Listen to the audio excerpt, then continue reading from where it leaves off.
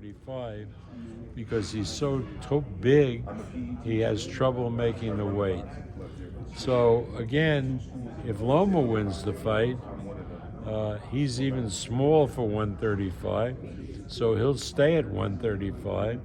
And I know, talking with Loma, he would love a fight with Shakur because Loma is that kind of fighter that he looks for challenges. Is that somewhat of a better matchup for Loma? Only because Shakur's a bit smaller, he's not as big as Devin. Fighting Devin is probably a little bit more difficult because of the height, the length, things of that nature. Yeah, I think with Loma, everything is challenge. He loves, I remember the only arguments I've ever had with Loma is when I made a fight for him and the opponent didn't match up to his standards, and he was refusing to do the fight because he said it was a waste of time. Could you tell us who it was? No, but it was a back. You wouldn't even. Gotcha. It was when he was at 130. So again, you say, well, wouldn't Shakur be a difficult fight for Loma? But that's the point. The more difficult you make it, the more Loma likes it. Bob, Apostle from Let's Talk Sports, y'all. What do you think about the state of boxing right now? Does it seem like boxing is headed back to a good place, or is it still going to hold? Yeah, I think boxing is doing pretty well now. I think everybody is putting on good fights. I think that there's a lot of interest. I know our ratings are very robust. I would hope that the price for pay-per-view starts coming down because it's just too high. That's why we're charging $59.95 for the Haney-Lomachenko fight. And I think that in the future we'd like to go even lower than that because we want to make it affordable for everybody. And but again, there's a lot of interest in boxing all around the world. I mean, when the big guy Tyson Fury fights in the UK, we sell 95,000 tickets in one day. We have 1 million people lined up on the internet to buy tickets to the fight. So there's a lot of interest. So go ahead.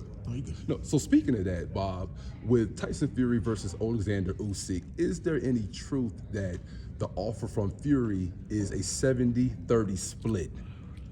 I don't know who offered that and so forth, but yeah, we were talking about 70-30, but that wasn't what destroyed the ability to do that fight the end of April, which was we were trying to do it.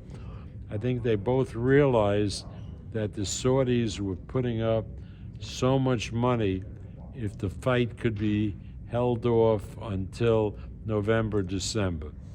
And so, I think when they looked at the Saudi offers, whatever you could offer them to fight in April was a pittance compared to what they could make in November, December in the Mideast. Matt Tucker, FightHype TV. Just curious what your thoughts are on the rumors of Manny Pacquiao facing Conor Benn, and what did you think of I don't know. I don't promote. I love Manny. He's a good friend of mine. I don't promote him anymore, so I'm not even going to talk about any future Manny Pacquiao fight. What did you think of the egg excuse for Conor Benn's failed drug test? Who? So Conor Benn failed that drug test. He said it was because he was eating a lot of eggs. What the fuck do I know about Conor Benn failing a drug test? What kind of question is that for me? Bob, Fair would enough. love, Bob, would love to kind of get your thoughts on finally, fingers crossed, it seems like we are going to get Spence versus Crawford June 17th. Are you still favoring Crawford? I know you were for the longest amount of time now. Are you still favoring Crawford, or do you think Spence has what it takes to actually beat him? No, I think nobody beats Crawford at 147. I really believe that. Always believed that.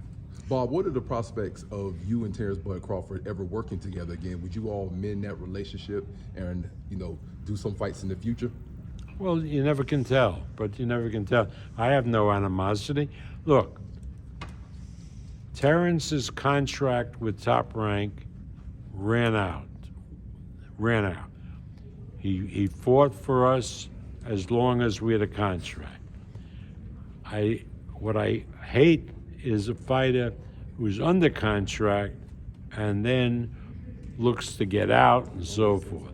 But Terrence didn't do that. He fulfilled his contract. In every other sport, when a fighter finishes a contract, he becomes a free agent. And he looks to see what's out there, and he sells his services to his best possible opportunity. Why shouldn't a boxer be in that position? Just my last question. I spoke to Bomac yesterday, and Crawford has always said that after he fights Spence, if he beats him, he would like to move up, fight Jamel for undisputed. That'll be 3 times he was undisputed. Bomac said if he does that, he's top 5 pound for pound ever, no matter what. Do you agree with that, or you aren't too sure? No, I don't agree with that. But again, when you say ever,